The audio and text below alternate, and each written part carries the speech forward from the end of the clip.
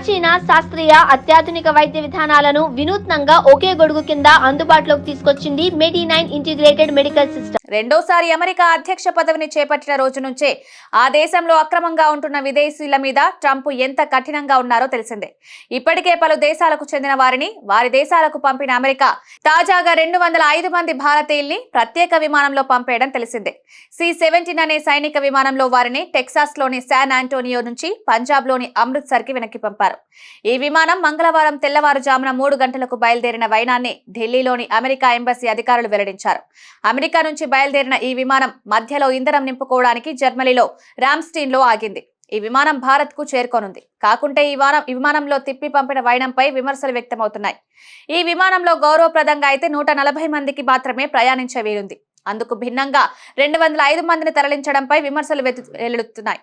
అయితే ఆఫ్ఘనిస్తాన్ లో తాలిబాన్లు అధికారం చేపట్టిన వేళలో ఇలాంటి విమానంలో 600 నుండి 800 మందిని తరలించిన వైనంతో పోలిస్తే ఇది తక్కువగానే అన్న వాదన వినిపిస్తుంది. అమెరికాకు మిత్ర దేశంగా అత్యంత నమ్మకస్తుడి హోదాలో ఉన్నప్పుడు ఇలా ఎలా వ్యవహరిస్తారన్నది ప్రశ్నగా మారింది. ఇంతకు అమెరికాలో చట్టవిరుద్ధంగా ఉన్న మనోలు ఎందరూ, వారిని చట్టవిరుద్ధమైన పౌరులుగా ఎలా గుర్తిస్తారు అన్న దానిపై పలువురికి ఉన్న సందేహాలకు సమాధానాలు వెతికితే పలు అంశాలు వెలుగులోకి వచ్చాయి. ఇంతకు ఎవరిని తిరిగి పంపించేస్తున్నారు అన్న విషయాన్ని చూస్తే అమెరికాలో ఉండడానికి సరైన పత్రాలు లేని, అక్రమంగా దేశంలోకి ఎంట్రీ అయిన వారిని తిరిగి పంపుతున్నారు. ఇలా తిప్పి పంపే వారి కోసం వాణిజ్య, సైనిక అవసరాల కోసం వినియోగించే భారీ విమానాల్ని వినియోగిస్తున్నారు. అమెరికాలో అక్రమంగా నివసిస్తున్న భారతీయులు, దీనికి బ్లూంబర్గ్ అంచనా ప్రకారం 18,000 మంది వరకు భారతీయుల్ని ఇప్పటి వరకు గుర్తించినట్లు చెప్తున్నారు.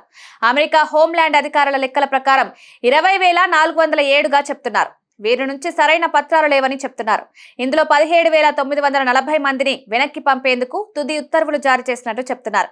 ఇవన్నీ 2022 నాటి లెక్కలని, ప్రస్తుతం మరింత ఎక్కువ మంది ఉన్నట్లుగా భావిస్తున్నారు. పలు నివేదికల ప్రకారం అమెరికాలో అక్రమంగా ఉంటున్న భారతీయుల సంఖ్య దగ్గర 7,25,000 మంది ఉంటారని చెప్తున్నారు. ఇంత భారీ సంఖ్యలో భారత్ కు తిరిగి వస్తే అదో పెద్ద తలనొప్పిగా మారుతుందన్న అభిప్రాయాలు వ్యక్తమవుతున్నాయి. వాస్తవ కోణంలో అంతమందిని తరలించడం సాధ్యమేనా అన్నది మరో ప్రశ్న.